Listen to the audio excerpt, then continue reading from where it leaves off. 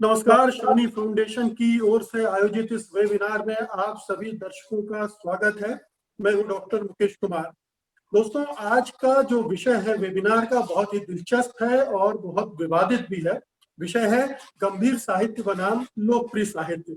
विवादित इसलिए है कि हिंदी साहित्य में इन दोनों तरह के साहित्य के बीच में एक बड़ी गहरी विभाजन रेखा खींची हुई है और रेखा के दोनों ओर के लोग एक दूसरे को फूटी आंखों देखना पसंद नहीं करते हैं। एक पक्ष मानता है कि लोकप्रिय साहित्य या जिसे लुब्धि साहित्य भी कहा जाता है, दरअसल घटिया किस्म का साहित्य है जो पाठक की चेतना को जगाने के बजाय सुलाता है, उनकी रुचियों को परिष्कार करने के बजाय उन्हें बिगाड़ता है। ये यथार्थपरक रचनाओं के जरिए अपनी संवेदनाओं को समृद्ध करने के बजाय अपराध और रोमांस की एक काल्पनिक दुनिया में ले जाता है और उनका मानसिक विकास नहीं हो पाता है। चूंकि सस्ता और सुलभ होता है, इसमें हल्के फुल्के मनोरंजन की गुंजाइश होती है, इसलिए खूब बिकता है, खूब पढ़ा जाता है। आपने कर्नल रंजीत, ओम प्रकाश शर्मा, वेद प्रकाश शर्मा, सुरेंद्र मोहन पाठक, गुलशन नंदा, रानू और प्रेम वाजपेयी आदि के उपन्यासों को रेलवे स्टेशनों और बस अड्डों पर बिकते देखा होगा। ये उपन्यास आमतौर पर लोग चोरी छिपे पढ़ते हैं, सार्वजनिक रूप से पढ़ने में थोड़ा सा कतराते हैं। लेकिन एक दूसरा पक्ष है, वो कहता है कि लोकप्रियता को हल्के में नहीं लिया जाना चाहिए, उसे नकारा नहीं जाना चाहिए, ये गलत है। जिन उपन्यासों को लाखों लोग पढ़ रहे हो, उन्हें चेतना विहीन ठहराना सरासर गलत होगा। वास्तव में गंभीर पाठक इसी साहित्य को पढ़कर गंभीर साहित्य की ओर जाता है। इस पक्ष की एक और शिकायत है, वो ये है कि अंग्रेजी के लेखकों मसलन Sidney Sheldon, Agatha Christie, Gardner, Jeffrey Archer को इस तरह से नहीं देखा जाता है जिस तरह से हिंदी में ये जो लोकप्रिय साहित्य लिखने वाले हैं उनको देखा जाता है। उन्हें ज्यादा सम्मान के नजरिए से देखा जाता है। लोकप्रिय उपन्यासों और लेखकों को हिंदी में एक तरह से अछूत माना जाता है, अछूत की तरह उनसे व्यवहार किया जाता है। एक बड़ी विडंबना यह है कि जो गंभीर लेखक हैं वो चाहते हैं कि वो खूब लोकप्रिय हों, उनकी शोहरत बढ़े और लोकप्रिय लेखकों की तरह उन्हें भी जाना पहचाना जाए, उन्हें भी वैसी ही दौलत मिले। और दूसरी तरफ जो लोकप्रिय साहित्य लिखने वाले लोग हैं उनको लगता है उन्हें सम्मान मिलना चाहिए, प्रतिष्ठा मिलनी चाहिए और जाहिर है कि बराबरी का दर्जा भी मिलना चाहिए। तो सवाल उठता है कि ये जो खाई है, क्या ये वास्तविक खाई है? क्या ये होनी चाहिए? क्या सचमुच में इन दोनों तरह के साहित्य में बड़ा भारी अंतर है, या हमने ये जो विभाजन रेखा खींच रखी है तो क्या वो सही है? तो इस मुद्दे पर हम लोग आज बातचीत करेंगे विस्तार के साथ। हमारे साथ बहुत ही लोकप्रिय साहित्य के भी और गंभीर साहित्य के भी जाने माने हस्ताक्षर मौजूद हैं। हमारे साथ सुरेंद्र मोहन पाठक हैं, आप सब उनसे परिचित हैं, राम शर्मा जी हैं और कंवल शर्मा जी हैं। आप तीनों का कार्यक्रम में बहुत बहुत स्वागत है। हमारे साथ हिंदी की मनीषा कुलश्रेष्ठ हैं। मनीषा जी, आपका भी स्वागत है। और हमारे साथ लोकप्रिय साहित्य के प्रकाशक शौर्य जैन भी जुड़ चुके हैं। तो आप सभी मेहमानों का बहुत बहुत स्वागत है। सबसे पहले सुरेंद्र मोहन जी, मैं आपके पास आ रहा हूँ। मेरा सवाल सीधा सा ये है कि क्या आपको लगता है साहित्य की परिभाषा के तहत जो अच्छी साहित्य की परिभाषा होती है वो आपके अपनी परिभाषा क्या है, और उसके तहत क्या आप जो लेखन करते हैं या लोकप्रिय साहित्य जो लिखा जाता है उसमें पूरी तरह से फिट बैठता है क्या?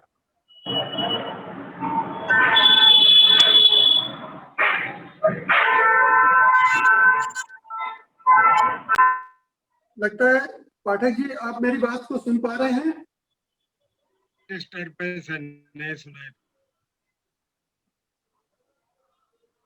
तो ये सवाल मैं दोहराता हूँ, अगर आप सुन पा रहे हैं तो, नहीं तो थोड़ा सा देखना पड़ेगा कि क्या दिक्कत है। सवाल मेरे से है? जी, आपसे मैं सवाल कर रहा था। हाँ, कि जो साहित्य की, अच्छे साहित्य की परिभाषा होती है वो आपकी अपनी परिभाषा क्या है, और उसमें अगर लोकप्रिय साहित्य को जोड़कर देखा जाए उस साहित्य परिभाषा के तहत तो वो कहाँ से गंभीर या लोकप्रिय दिखती है?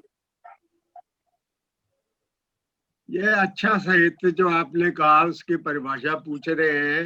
ये फैसला कौन करता है साहित्य कैसा है, अच्छा है कि खराब है? लिखने वाला खुद ही फैसला कर लेता है ना। मतलब इसका इसके स्टैंडर्डाइजेशन कैसे होता है?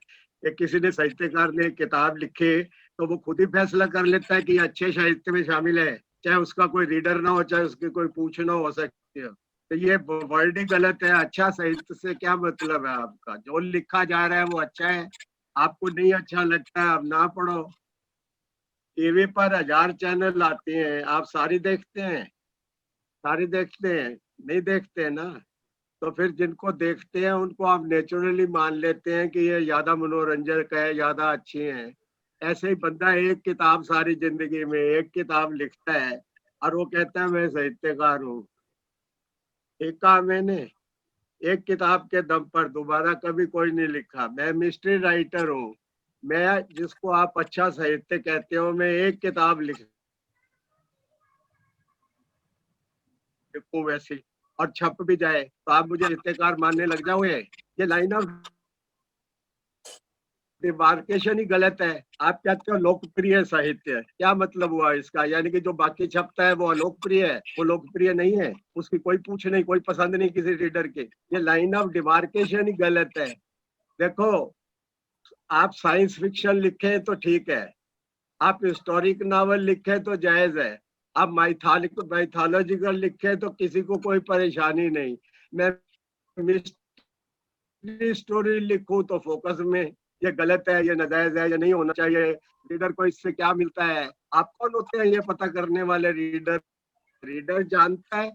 उससे पूछिए भी तेरे को क्या मिलता है, वो बताएगा क्या मिलता है। जी पॉपुलैरिटी जो होती है, मोहन जी, लेकिन ये जो देखो भी मेरे को साहित्य की मेरे को बात परंपराएं हैं। जी बात पूरी करने दो मेरे को। जी जो पॉपुलैरिटी है, जो आप लोकप्रियता जिसको कहते हो, ये कोई बाजार की बिकाऊ आइटम नहीं है कि आप खरीद के जेब में रख। पॉपुलैरिटी अर्न करनी पड़ती है, आने के लिए जो जानमारी करना पड़ती है वो साहित्यकार करते हैं। एक किताब लिख के 5 साल नाचते हैं, बगल में दबा के फिरते हैं, तब जाके उनको सुध आती है कि दूसरी भी लिखनी है। राइटर ऐसा होता है। आधे राइटर आज की तारीख में जो छप रहे हैं वो वन टाइम राइटर है, उन्होंने दोबारा किताब नहीं लिखनी। तो फिर ये क्या क्या ये सारी इस किस्म का ये आडंबर बनाने का क्या फायदा हुआ? तो ये किताब लिख के इम्पोर्टेंट है, ऐसा इम्पोर्टेंट 300 किताब लिख के इम्पोर्टेंट नहीं है। ये कैसा भेदभाव है? ये नहीं होना चाहिए। जी जी, मैं मनीषा जी आपके पास आ रहा हूँ। भेदभाव की बात हो रही है और पहला सवाल तो ये है कि कौन तय करेगा कि कौन अच्छा साहित्य है और कौन हल्का साहित्य है। तो साहित्य की जो परंपराएं रही है उसमें अच्छे और बुरे साहित्य का विभाजन की है, उसके मानदंड भी तय किए गए हैं। तो मनीषा जी, क्या उन मानदंडों के हिसाब से फैसला नहीं हो रहा है, या ये जो जैसा अभी पाठक जी ने कहा कि एक किताब लिखकर कोई कहता मैं साहित्यकार हूँ। तो मनीषा जी, मैं आपसे चाह रहा हूँ कि एक आप अच्छे और लोकप्रिय साहित्य के बारे में जो आपकी अपनी परिभाषा है, हम जिससे तय करती हैं, वो क्या है बताइए। बिल्कुल मुकेश जी, निस्संदेह लोकप्रिय साहित्य और जैसा कि पाठक जी ने कहा कि हम या हिंदी के गंभीर साहित्यकार एक किताब लिख के बैठ जाते हैं, ये सत्य नहीं है। रांगे राघव ने 100 से ज्यादा किताबें लिखी हैं और बहुत गंभीर लेखन किया है। प्रेमचंद ने बहुत गंभीर लेखन किया, बहुत सारी किताबें लिखी, ऐसा नहीं है। लेकिन हाँ, हम लोग समय लगाते हैं। हम एक साल में 5 किताब नहीं प्रोड्यूस कर सकते, लेकिन एक साल में अच्छी तरह से रिसर्च करते 2 साल में एक किताब तो प्रोड्यूस करते हैं। यही जो फर्क है लोकप्रिय साहित्य और गंभीर साहित्य में, कि वहां पे बार बार रूढ़ियां बार बार आती हैं। जैसे कि बार बार वही रोमांस, वही चीजें आती हैं, वही साहित्यिक और अपनी रूढ़ियों को दोहराता है लोकप्रिय साहित्य। वहां मौलिकता का अभाव होता है और वहां शैल्पिक विधान की कोई जरूरत नहीं होती। तो बहुत सारी ये मापदंड, दरअसल मैं अगर अपने बचपन से शुरुआत करूं तो मैंने भी गुलशन नंदा को पढ़ा, मैंने भी सुरेंद्र मोहन पाठक जी को भी पढ़ा, कर्नल रंजीत और ये सब चीजें पढ़ी।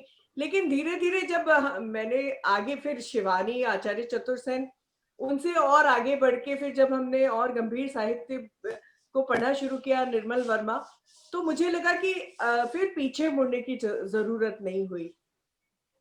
तो मुझे क्या लगता है, आप बिल्कुल सही कह रहे हैं कि पाठक डिसाइड करता है कि उसे क्या पढ़ना है। जरूरी नहीं है हर पाठक फिजिक्स पढ़े ही पढ़े, या सादा फिजिक्स पढ़ के वो बिल्कुल परमाणविक भौतिकी पढ़ने चला जाए। तो ये पाठक की चॉइस पे निर्भर करता है कि उसकी पसंद क्या है।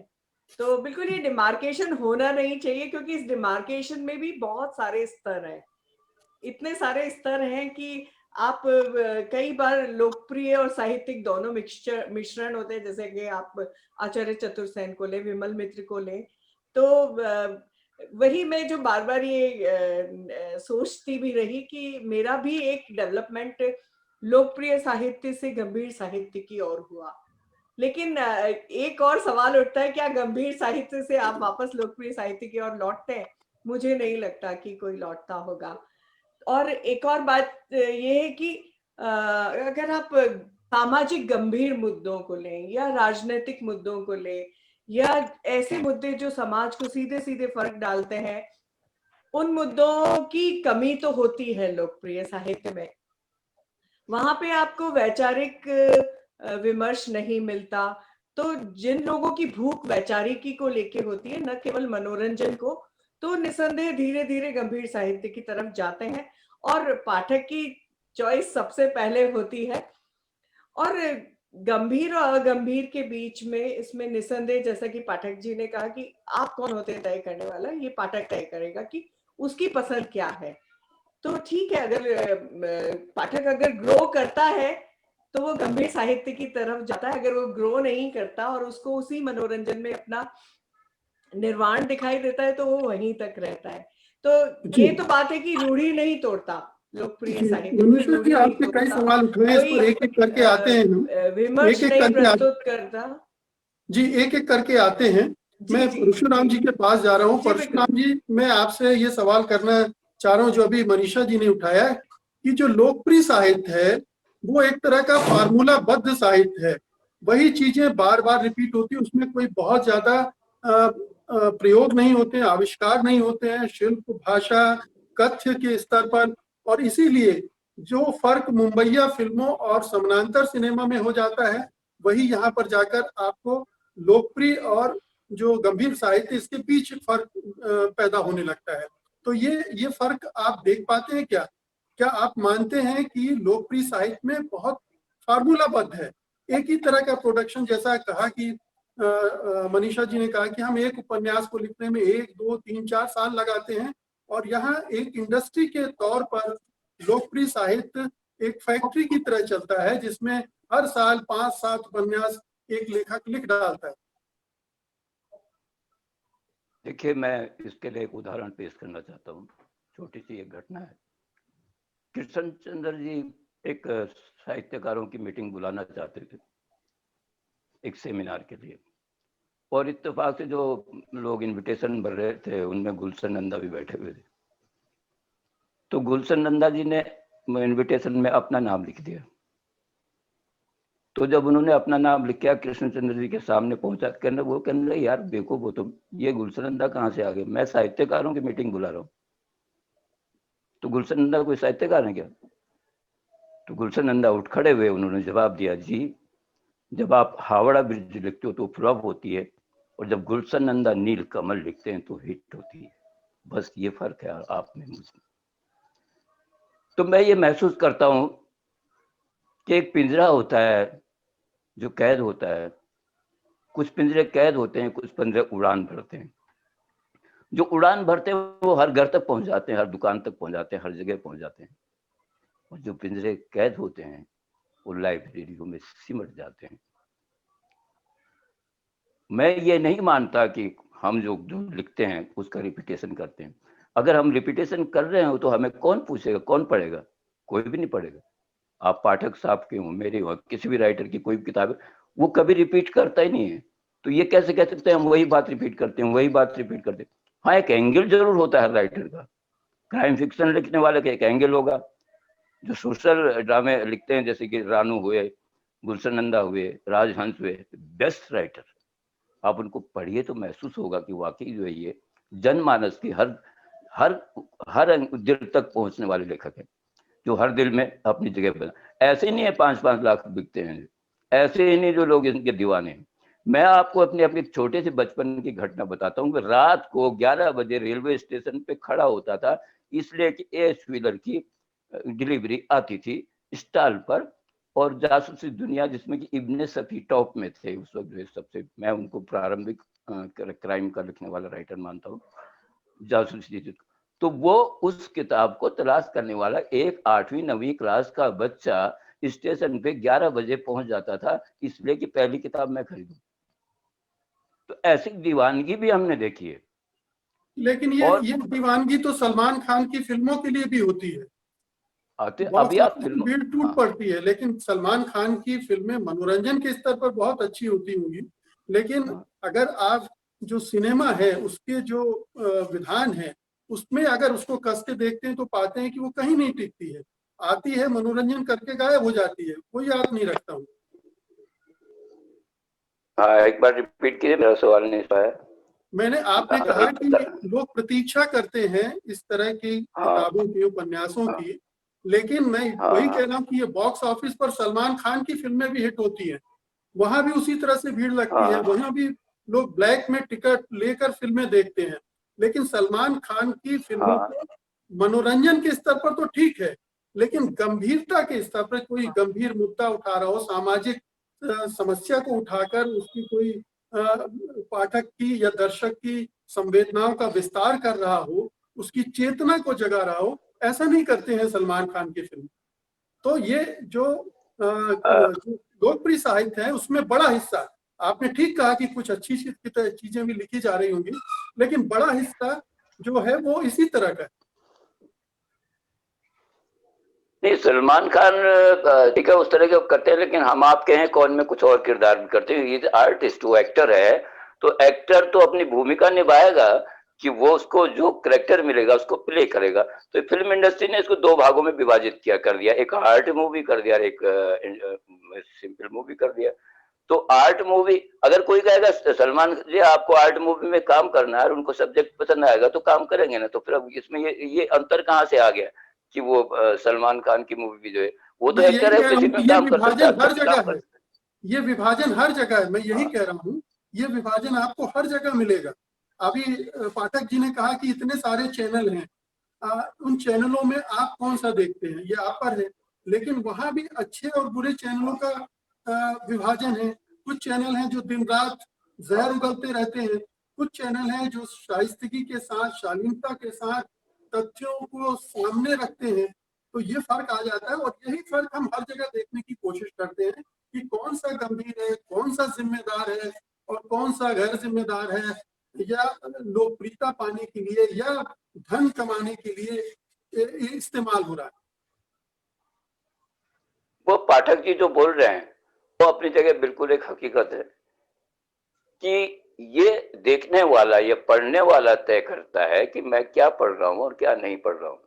एक्चुअल में हमारे समाज में एक चीज विकृति है, कुछ भी कह लीजिए उसको, कि जब बच्चा कोई मतलब ये नॉवेल पढ़ता है, जिसको हम नॉवेल कहते हैं, उपन्यास जिसको बोल रहे हैं, तो उसको घर वाले उसको डांटते थे, तो वो क्या करता था, फिजिक्स और केमिस्ट्री की मोटी मोटी किताबों के बीच में वो पतली किताब रखता था, देखने वाले समझते फिजिक्स पढ़ रहा, लेकिन पढ़ता वो नॉवेल था। तो ये जो सामाजिक वो है दृष्टिकोण है, ये सामाजिक दृष्टिकोण है। अच्छा, दूसरी बात है, इसमें विशेष एक चीज है कि ये तो यकीनन सच है कि जो जिनको हम साहित्यकार बोलते हैं, उनकी लैंग्वेज, उनकी शब्दावली, उनकी ग्रामर, उनकी वो उस रूप से बहुत प्रॉपर होकर के चलते हैं। हम लोग इसमें ज्यादा वो फर्क नहीं महसूस करते, हम किन्हीं भी शब्दों का इस्तेमाल कर लेते हैं, और हो सकता है हमारी ग्रामर में भी मिस्टेक हो, ये तो बात समझ में आती है।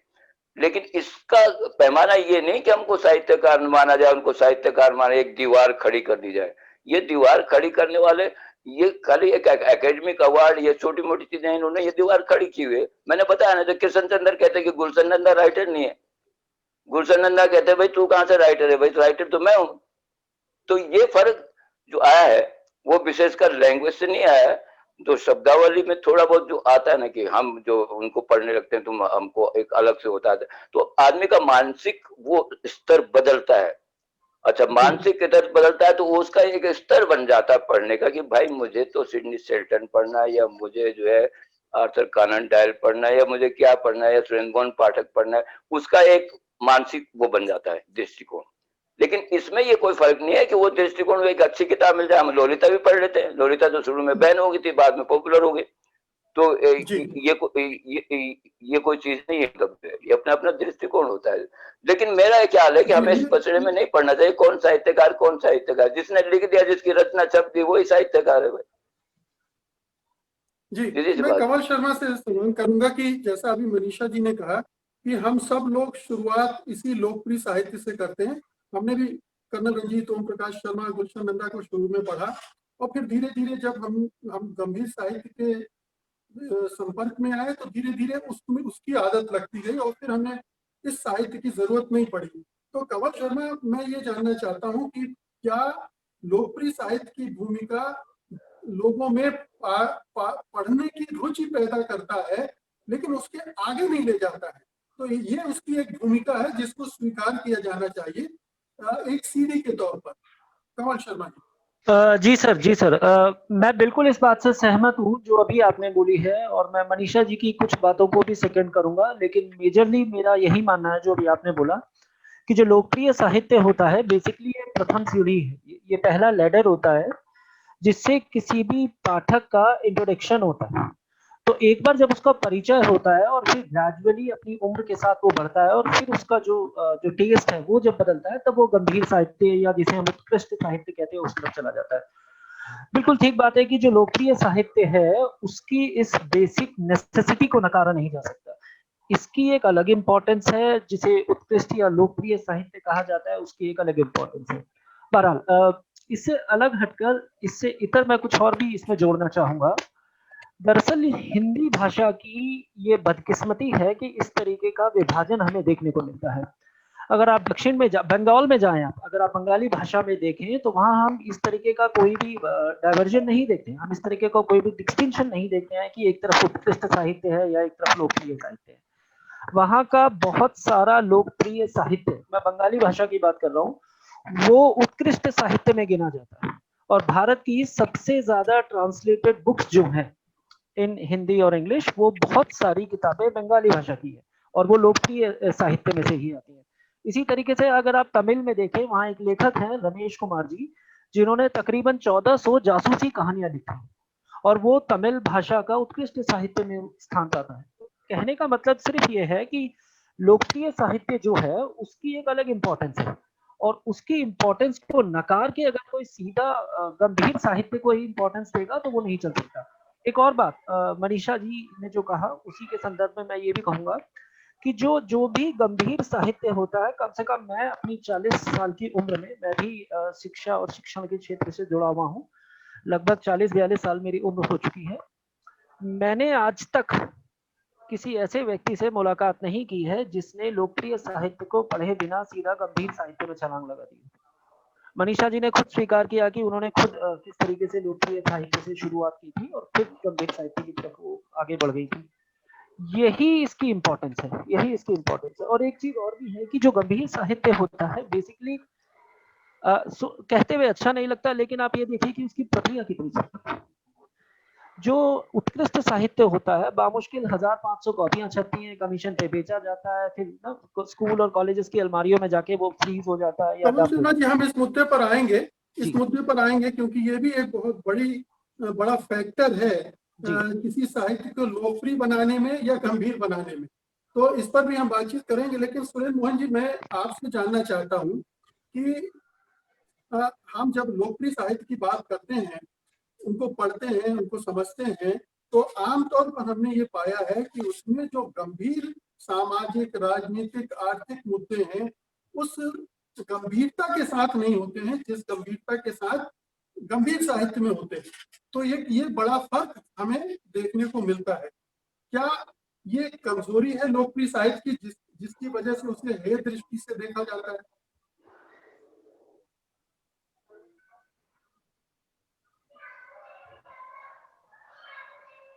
लगता है पाठक जी आप मुझे सुन पा रहे हैं?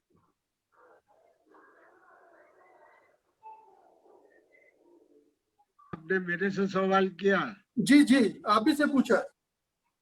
जरा ब्रीफ में दोहराइए, मैं समझा था ये कंवल शर्मा से पूछ रहे हैं। जी, मेरा सवाल ये था कि क्योंकि जो लोकप्रिय साहित्य है उसमें गंभीर सामाजिक राजनीतिक मुद्दे नहीं होते हैं, उनको डील नहीं किया जाता है, और अगर डील भी किया जाता है तो उतनी गंभीरता के साथ डील नहीं किया जाता है, इसलिए उसे वो सम्मान, वो प्रतिष्ठा नहीं मिल पाती है।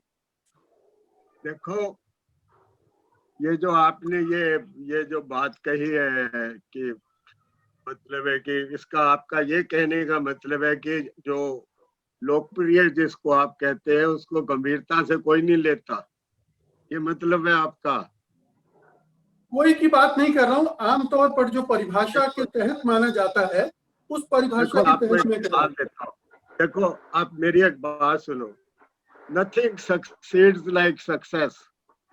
अच्छा वो है जो चले, बस इससे बड़ी इक्वेशन इस मामले में कोई नहीं है। अभी मैडम ने कहा कि नावल लगते हैं, क्यों लगते हैं? ये लेखन नहीं है, अय्याशी है। अगर नावल लिखने में 5 साल लगते हैं तो ये लेखन नहीं है, यही है, मौज के लिए, ऐश के लिए लिखा जाता है। कमिटेड राइटर एक रचना में 5 साल लगी बात को। जो साहित्यकार हैं उनको हमेशा से ये प्रॉब्लम रही है कि रीडर तक उनकी रीच नहीं है, रीडर तक उनकी अप्रोच का उनके पास कोई जरिया नहीं है। साहित्यिक किताब तब तक किसी नोटिस में नहीं आ सकते, तब तक तरक्की नहीं कर सकते सुनिए जब तक रीडर को कंज्यूमर ना माना जाए। रीडर को जब तक कंज्यूमर ना माना जाए, जो मिस्ट्री स्टोरीज मैं लिखता हूँ उसमें रीडर का दर्जा कंज्यूमर का है, किताब का दर्जा प्रोडक्ट बना लेंगे तो दिक्कत हो जाएगी। देखो, कोई लेखक घर घर जाके किसी को नहीं कहता कि ये तो पढ़ो, ये उनकी अपनी मर्जी है। तो ये सुविधा साहित्यकार को उपलब्ध क्यों नहीं है? 125 करोड़ लोगों के मुल्क में 1000 किताब छपती है, 1000 कस्टमर नहीं मिलता, 10 साल में 1000 कॉपी का एडिशन खत्म नहीं होता। तो ये किस्म का लेखन है, आपस में एक दूसरे को राजी करने के काम आता है ना। You scratch my back, I scratch you're back. मैंने आपकी किताब छपी तो आपकी तारीफ कर दे, आपने मेरी किताब छपी तो मेरी तारीफ कर दे, 4 जगह गोष्ठी खड़ी कर दी, 2 अखबारों में न्यूज छपवा दी, तो ये लेखन हो गया। और उसके मुकाबले में आप मेरे लिखे को की औकात न माने, ये इंसाफ है? देखो, जो लिखता है वो लेखक है और हर उस तवज्जो और प्रतिष्ठा और सम्मान का अधिकारी है जिसका कोई भी दूसरे लेखक है। ये जुदा मसला है कि जो उसने लिखा है उसका रीडर है या नहीं है। रीडर कल्टीवेट करना पड़ता है फसल उगाने की तरह। आप समझ रहे हैं मेरी मिसाल? रीडर किसी के बाप का नौकर नहीं है जिसको आप बंदूक दिखा के कह के मैंने लिखी है, अच्छी किताब है, पढ़नी पड़ेगी। कर सकता है कोई ऐसा?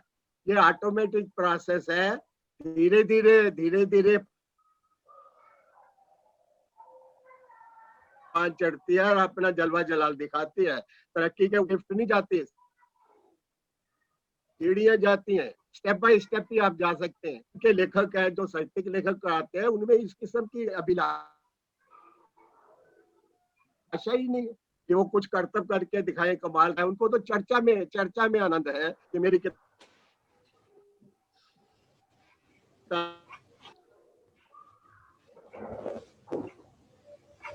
एक किताब छपी है, 6 लेखकों की बिना पढ़े उस पर राय छपी होगा, कमाल, बहुत अच्छा लिखता है। ये इसका क्या मतलब है कि मैं आपको प्रमोट करूँ, आप मुझे प्रमोट करो? हम करते हैं, हम तो नहीं करते। एक मिसाल और सुनिए, किसी ने राज कपूर को माना कि बहुत बड़ा शोमैन है, साथ ही इस पर इल्जाम लगाया कि सत्यजीत रे जैसा तो नहीं बना सकता ना राज कपूर। तो उनके बेटे ने, रणधीर कपूर ने सवाल किया, सत्यजीत रे भी तो राज कपूर जैसी फिल्म नहीं बना सकते, तो to each is own, you go my your way, क्या प्रॉब्लम है इसमें? इस बात को आप मुद्दा क्यों बनाते हैं? खड़ी करना ही गलत है, नाजायज है। आपने काम किया, उसका आपको फल नहीं मिलता तो और कोशिश करो, फिर भी नहीं मिलता तो कोई दूसरा धंधा देखो। ये किसी को मजबूर करना, उसको डिमोरलाइज करना, उसको बिलिटल करना कि ये कोई राइटर है, ये तो मूंगफली आइसक्रीम वाली बातें है, नहीं है। आप ये कहो कि जो हाउसवाइफ है और जो SM पाठक लिखे वो हारलोट है, बाजारी औरत है, तो ये कबूल करने लायक बात है? आप मेरे टाइप की किताब लिखने में ऊर्जा कम लगती है, वो बायां हाथ से लिखी जाती है, उतनी ही मेहनत लगती है लगाने में जितना कोई साहित्यिक राइटर अपनी रचना में लगाता है। आपने अभी रांगे राघव की मिसाल दी, वो 5 साल में एक रचना लिखते तो जितना लिखा छोड़ के गए हैं वो लिख लेते, प्रेमचंद लिख लेते, अमृतलाल लागर इतना लिख लेते। कितनी मिसाल है, लोगों ने कंसिस्टेंटली लिखा। आजकल के नौजवान लड़के और वो किताब कहा जाती है जी पाठक जी, आपने कई प्रश्न उठा दिए हैं। मैं अब मनीषा जी के पास जा रहा हूँ। मनीषा जी, एक बहुत बड़ा प्रश्न जो पाठक जी ने उठाया है वो उठाया है कि सफलता सबसे बड़ा मानदंड है अच्छे साहित्य का, मतलब सार्थकता उसकी हो ना हो या सार्थकता सीमित मनोरंजन के स्तर पर सार्थकता हो सकती है, वही काफी है क्या? नहीं, जैसे कि उन्होंने पहले ही मुकेश जी, उन्होंने पहले ही स्पष्ट कर दिया कि उनका लिखा हुआ साहित्य एक कंज्यूमेबल प्रोडक्ट है, एक बेचने की चीज है, तो बिल्कुल बस बात स्पष्ट हो जाती है। और ऐसा नहीं है पाठक जी, ऐसे उपन्यास अगर हम लिखने बैठे तो हम भी साल के 5 लिख सकते हैं।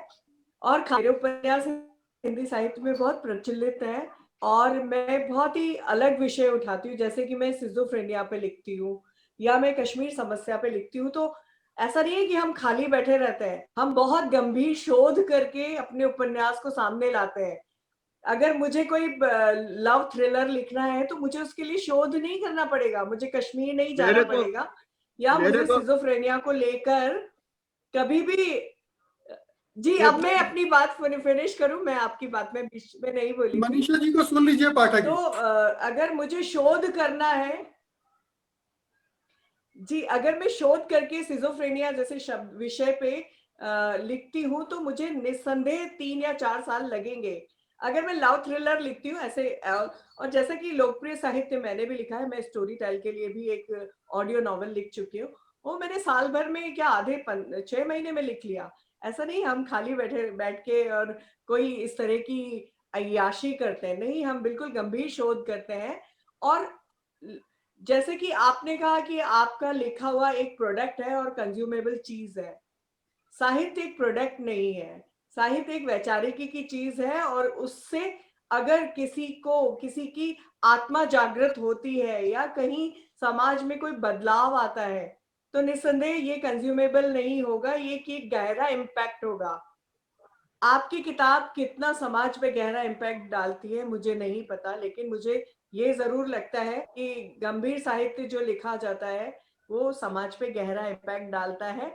और ऐसा नहीं है हम है ना कोई इस तरह की कोई इंटेलेक्चुअल अय्याशी में डूबे हैं, हिंदी साहित्य को लेकर ऐसा नहीं कहा जा सकता। और अगर आप विदेशी रचनाओं की आप या बंगाली पॉपुलर फिक्शन की बात करें तो हिंदी से निसंदेह वहां पे व्योमकेश बख्शी हो या फिर आर्थर कॉनन डॉयल की सीरीज हो, उनकी भाषा हिंदी के जो पॉपुलर राइटिंग है उससे बहुत अच्छी है।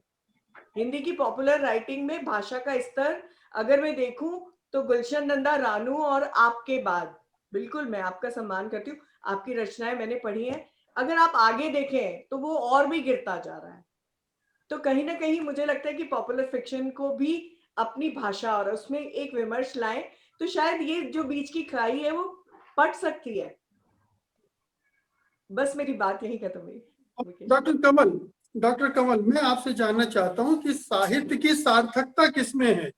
क्या साहित्य केवल हल्के फुल्के मनोरंजन बुद्धि पैदा करने के लिए है, या वो साहित्य समाज के आगे चलने वाली मशाल है, साहित्य समाज का दर्पण है? ये सारी परिभाषाएं क्या खारिज हो जाती हैं? और मार्केट में चूंकि ये साहित्य बिक रहा है तो यही श्रेष्ठ हो जाता है क्या? आखिरकार हम कहीं तो सामाजिकता की कसौटी पर भी देखते हैं ना? तो आप क्या कहेंगे इस बारे में? मेरा ये मानना है, दरअसल साहित्य वो है जो पढ़ा जाता है। अगर कुछ ऐसा लिखा गया है जिसको कोई खरीद ही नहीं रहा, जिसको कोई पढ़ ही नहीं रहा, और फिर ये कहना कि उसका इम्पैक्ट है, दरअसल मेरे गले नहीं उतरता। मैं इस चीज को नहीं मानता कि जो ओवरऑल 500 या 1000 प्रतियों में बिक जाता हो वो समाज पे क्या इम्पैक्ट डालेगा। नहीं, लेकिन वो डालता है जो बिकता है। और लिटरेचर तो और भी ज्यादा बिकता है। इस सेल्स की अगर बात की जाए सर, अभी पाठक साहब ने जो बात कही है बहुत ही बड़ी गहरी बात है। समझने की बात यह है कि क्या आपकी किताब एक आम पाठक तक पहुंच पा रही है। अब ये भी देखिए, पाठक साहब की एक किताब बामुश्किल 150-200 रुपए में मिल जाती है। कोई भी आम पाठक जो है वो उसको आराम से खरीद सकता है। लेकिन मुझे लगता है कि जो गंभीर साहित्य होता है, जब वो हार्ड बाउंड कवर में छप के आता है तो बहुत ही कम ऐसे पाठक हैं जिन तक वो किताब पहुंच पाती होगी। तो जब किताब अपने लक्ष्य पाठकों तक पहुंच ही नहीं डॉक्टर कमल, माफ कीजिएगा, रोक रहा हूँ, ये दूसरा मुद्दा है पाठक तक पहुंचाने का। किताब को ये जिम्मा अगर प्रकाशक से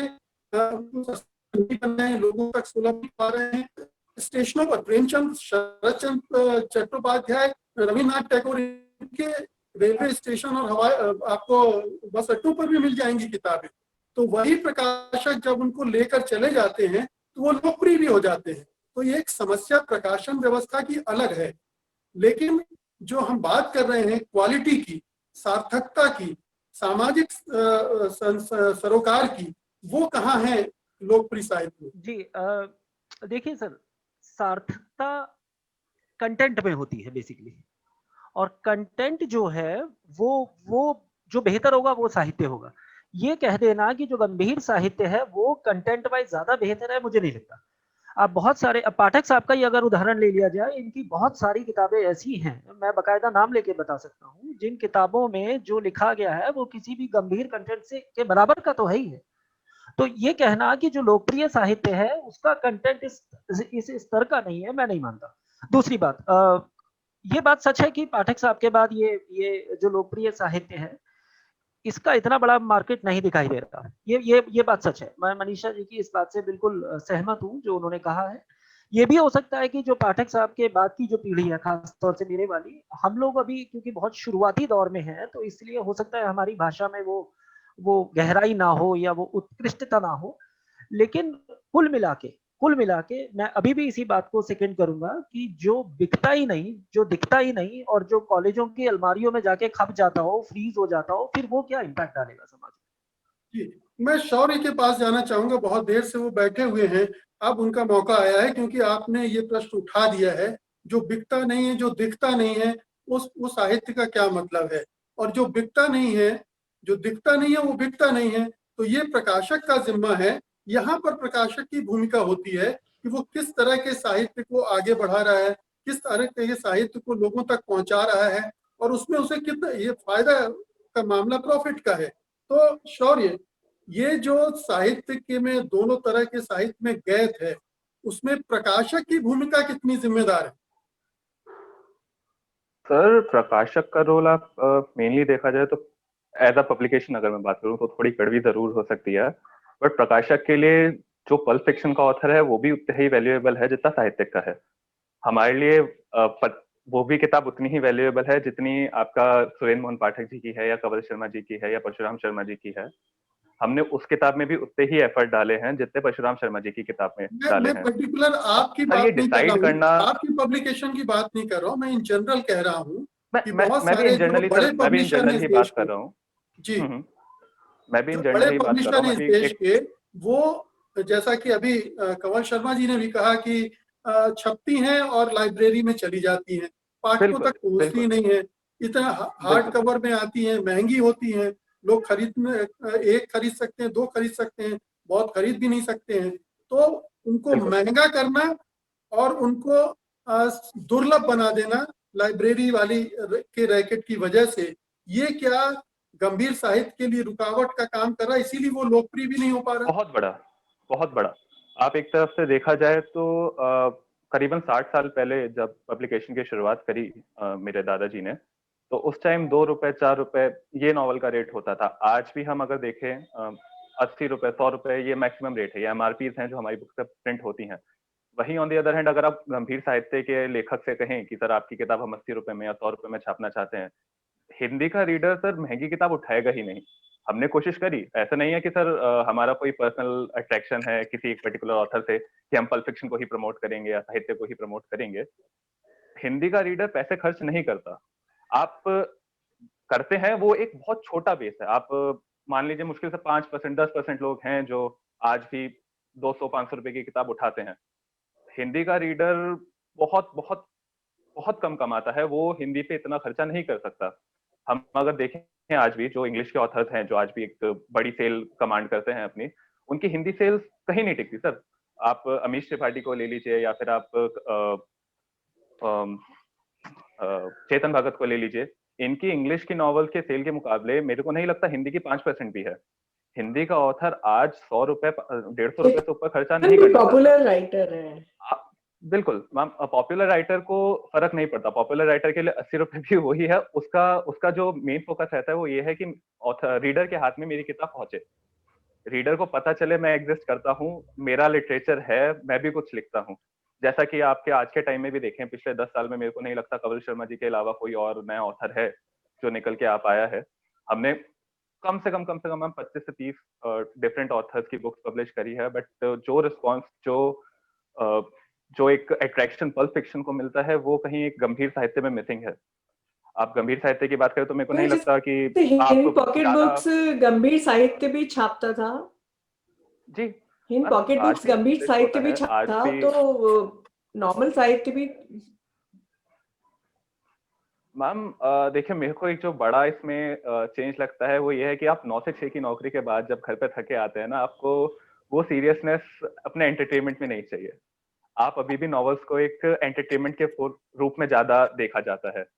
गंभीर साहित्य पढ़ने वाले हैं, मैं मनीषा जी आपकी बात को डाउन नहीं कर रहा, गंभीर साहित्य पढ़ने वाले हैं, बट 130 करोड़ में मैम कितने होंगे?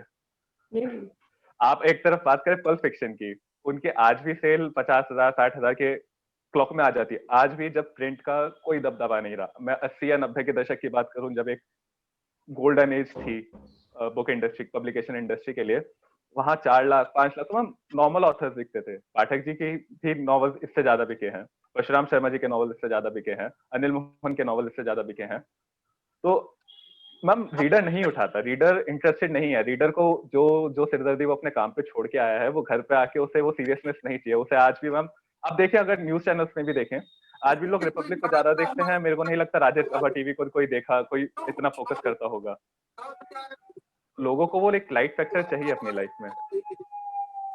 सॉरी सर, मेरे को आपकी आवाज नहीं आ पाई। पाठक को कोई फड़कता हुआ शीर्षक चाहिए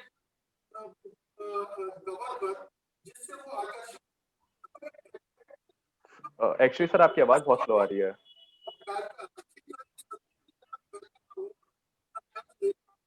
मुकेश जी आपकी आवाज नहीं आ रही सर,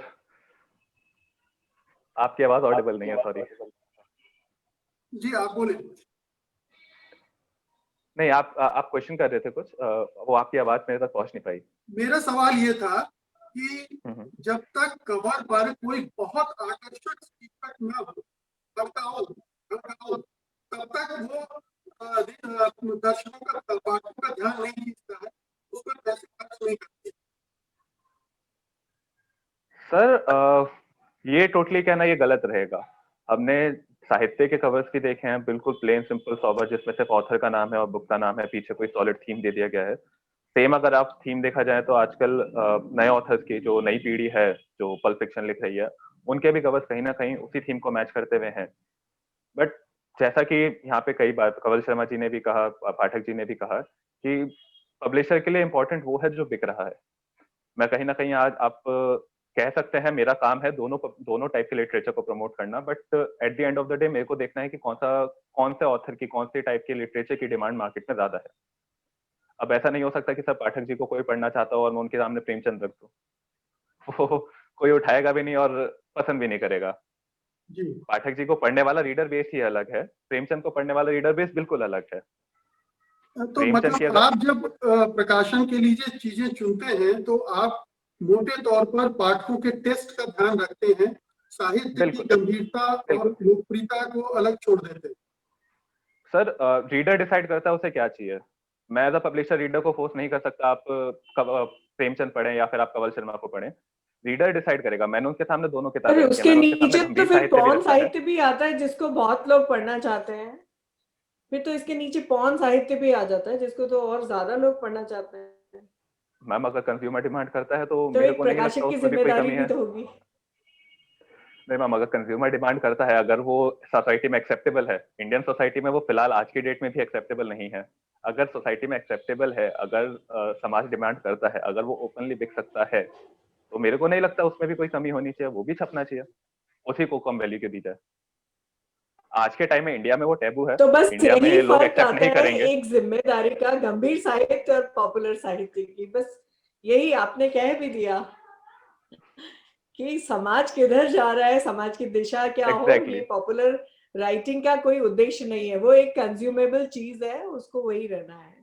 जी परशुराम जी, क्या ये जो प्रश्न अभी मनीषा जी ने उठा दिया और शौर्य ने भी परोक्ष रूप से कहा कि गंभीर साहित्य में एक जिम्मेदारी का भाव होता है, सामाजिक जिम्मेदारी का भाव होता है, और ये दिमाग में रहता है लेखक का कि मैं किस तरह के पाठकों को क्या चीज दे रहा हूँ, उस पर उसका क्या असर पड़ेगा और उसके असर से फिर समाज किस तरह से प्रभावित होगा। वो क्या लोकप्रिय साहित्य लिखने वाले लेखकों के दिमाग में भी होता है, या सिर्फ एक बेचने वाला जो पब्लिशर की डिमांड है कि बिकना चाहिए, रेलवे स्टेशन से धड़ाधड़ उठ जाए कृतियां, क्या ये लेखक के दिमाग में सबसे ज्यादा हावी नहीं होता जब वो पॉपुलर लिटरेचर लिख रहा होता है? देखिए, जहां तक पब्लिशर की बात है, वो एक व्यापारी आदमी है, उसको व्यापार करना है।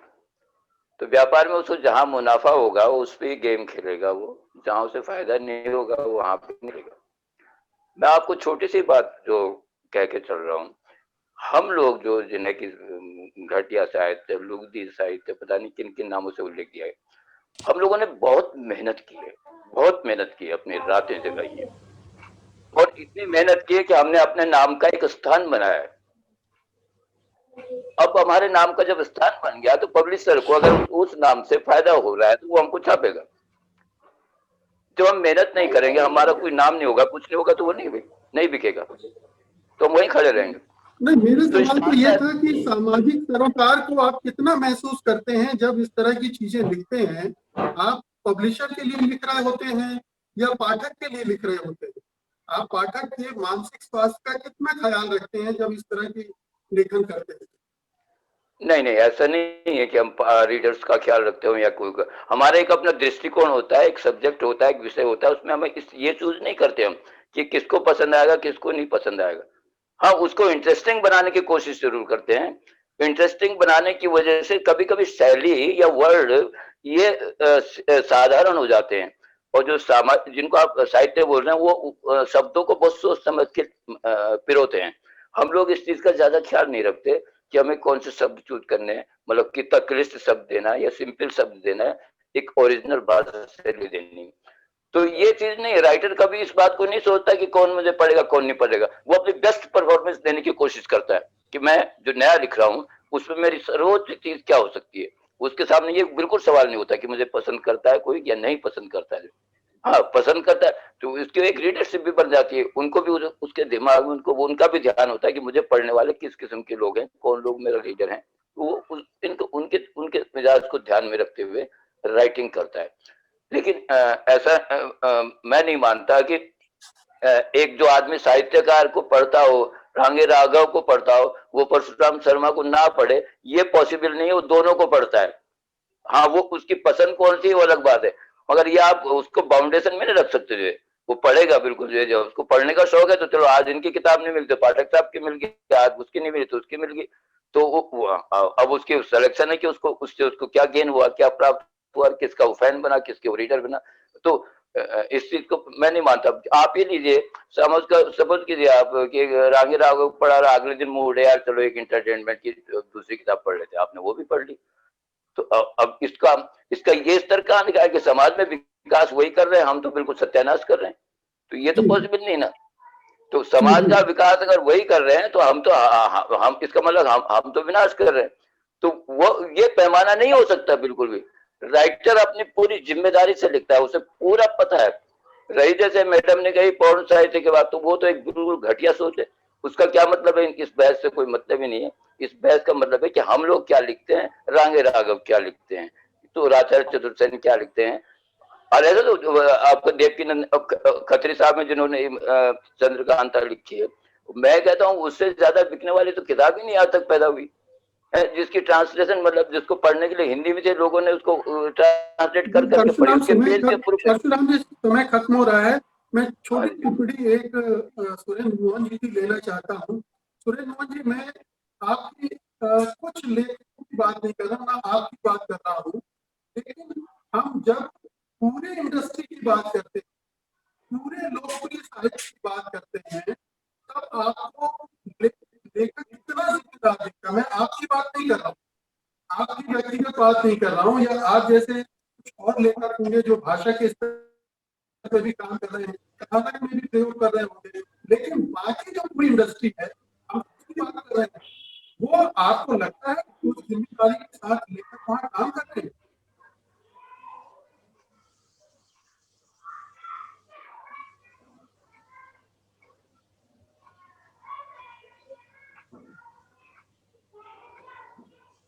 मुझे लगता है कि सुरेंद्र जी मेरी बात को सुन नहीं पा रहे हैं।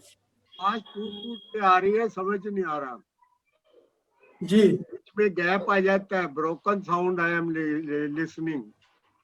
ओके, तो अंत में मैं मनीषा जी से एक छोटा सा सवाल करके फिर इस डिस्कशन को खत्म करूंगा, वक्त हो रहा है। मनीषा जी, गंभीर साहित्य के को लिखने वाले लोग अभी भी ऐसा ही है कि वो भी पॉपुलर हो, उनको भी शोहरत मिले, उनको भी दौलत मिले, और ये जाहिर है कि जब गंभीर साहित्य के दायरे में रहते हैं और उन्हीं पब्लिशर के दायरे में रहते हैं तो वो उनको मिलता नहीं है। तो एक ये खुन्नस भी रहती है कि वो लाखों में बिक रहे हैं और हम हजारों में भी नहीं बिक पा रहे। देखो, मैंने पहले ही जी मुकेश जी, ऐसी कोई खुन्नस नहीं है। जैसे कि मैं अगर मल्लिका की बात करूं तो मुझे बिल्कुल उम्मीद नहीं थी कि इतनी क्लिष्ट भाषा के साथ भारतेंदु की प्रेमिका की जीवनी की किताब इतनी बिकेगी, लेकिन वो बहुत बिकी, हजारों से ज्यादा बिकी। उसके 4 संस्करण आ गए 2 साल के अंदर। तो ऐसा नहीं है कि हमारे अंदर कोई खुन्नस है, ऐसी कोई खुन्नस नहीं है। हम चाहे तो हम अपना पाला बदल के पॉपुलर साहित्य में कभी भी जा सकते हैं। जी, मैं किसी एक लेखक जी या जी, लेखिका एक की आम बात नहीं बात कर तो रहा ये हूं, हो एक सकता है जनरल कि हम ट्रेंड भी की वो बात। लोग,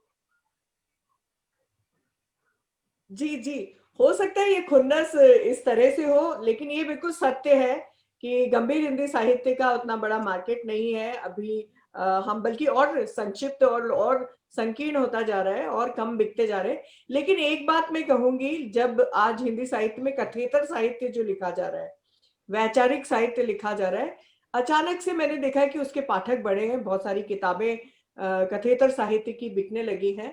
तो मुझे लगता है कि कोई खुन्नस जैसी चीज तो नहीं है, क्योंकि हिंदी साहित्य का कोई भी लेखक जब चाहे वो पॉपुलर राइटिंग कर सकता है, लेकिन ये उसकी पर्सनल चॉइस है कि वो क्या लिखना चाहता है।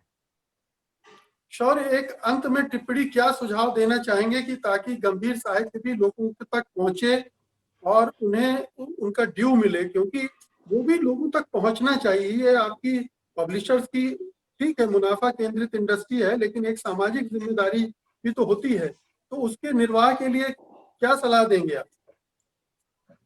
सर ये तो कंज्यूमर के टेस्ट पे डिपेंड करता है। कंज्यूमर अपना टेस्ट नहीं बदलेगा तो इसमें आप या मैं कुछ नहीं कर सकते। कल अगर कंज्यूमर पॉपुलर फिक्शन छोड़ दे और मनीषा जी को पढ़ने लगे तो वो कंज्यूमर की चॉइस है, मैं कंज्यूमर को फोर्स नहीं कर सकता।